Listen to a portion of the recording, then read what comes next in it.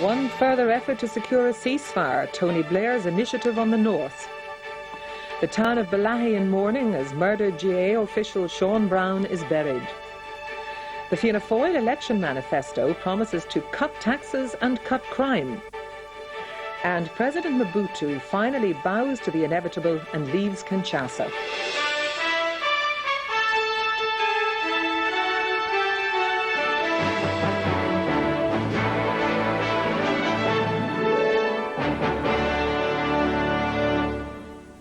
Good evening and welcome. Tony Blair took the opportunity of his first prime ministerial visit to the north to announce an initiative on the peace process. He said he was making one further effort to secure a new IRA ceasefire. British officials, he said, would talk to Sinn Féin, provided events on the ground do not make that impossible. But he also warned Republicans they wouldn't be allowed to hold the political talks to ransom. His speech was welcomed by the SDLP and by unionists. Sinn Féin said it was disappointed. A new leader and a new mood for peace as Tony Blair gets a rapturous welcome on the streets of Armagh. He said later he'd been moved by the hope on the faces of the school children he met there and was determined to give them the future they deserved. In Belfast too, he told his audience of his hopes for the future. He said unionists shouldn't fear a Labour government, but he upheld the framework document as a basis for negotiation. And in a highly significant move, said his government could talk to Republicans even without a formal IRA ceasefire. I am prepared to allow officials to meet Sinn Féin, provided events on the ground, here and elsewhere, do not make that impossible. This is not about negotiating the terms of a ceasefire. We simply want to explain our position and to assess whether the Republican movement genuinely is ready to give up violence and commit itself to politics alone.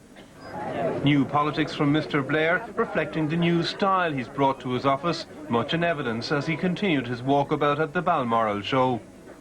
This is undoubtedly a major political initiative aimed at breathing new life into the peace process. Tony Blair has met one of Sinn Féin's key demands, that of talks without preconditions. It's a sensitive political move, which, I understand, was cleared in advance with Ulster Unionist Party leader David Trimble. A very clear statement to paramilitaries, particularly to Sinn Féin, that the talks will go on without them. The train is leaving. But he does say that his government officials will meet Sinn Féin. Well, yes, but it made very clear that this is not a question of negotiation, but simply explanation. It did happen under the last government as well. He has opened the door very clearly to lasting peace now by his direct offer to Sinn Féin, which encourages me enormously.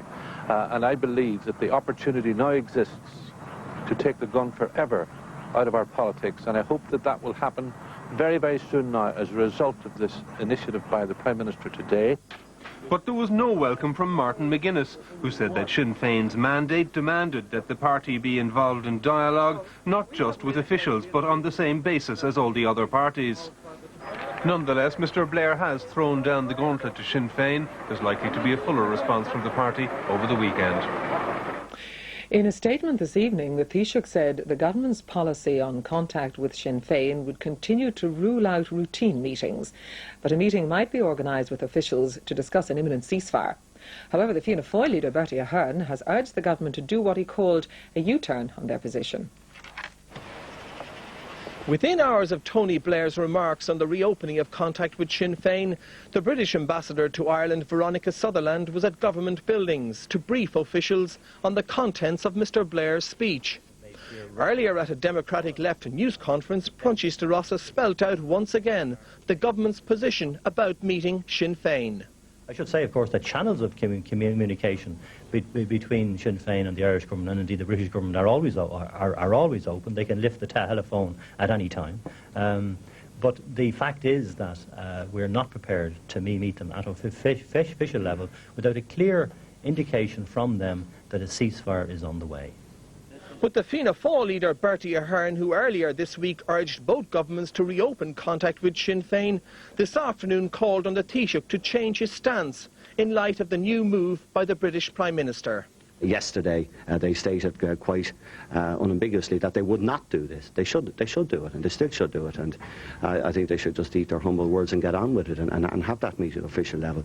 And they should also remember that if there wasn't contact at official level and through third parties, we would have never had the ceasefire in the end of August 1994.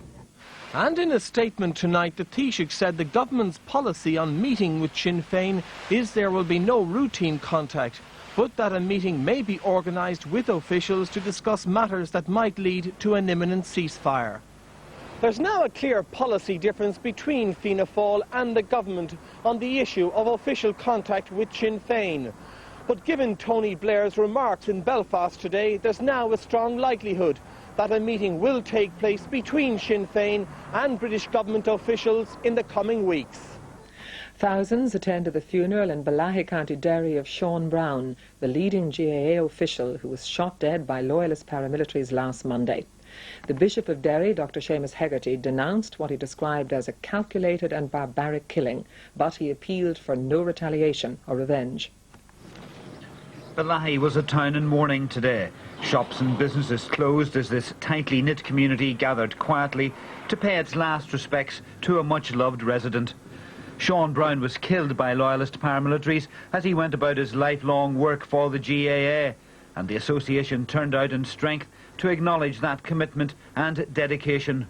Leading officials were joined by representatives from clubs throughout Ulster and further afield. Playing members from the Wolf Tones Club in Balahi provided the guard of honour, while the coffin was, poignantly, draped with the jersey worn by Sean Brown's son Damien in an All-Ireland club final 2 years ago. Several thousand people lined the narrow streets as mourners, led by Mr Brown's widow Bridie and their 6 children, made their dignified way to St Mary's Church. There, Dr Seamus Hegarty, the Bishop of Derry, said the calculated planning and barbaric nature of Sean Brown's murder was an attack on all that was decent, noble and Christian.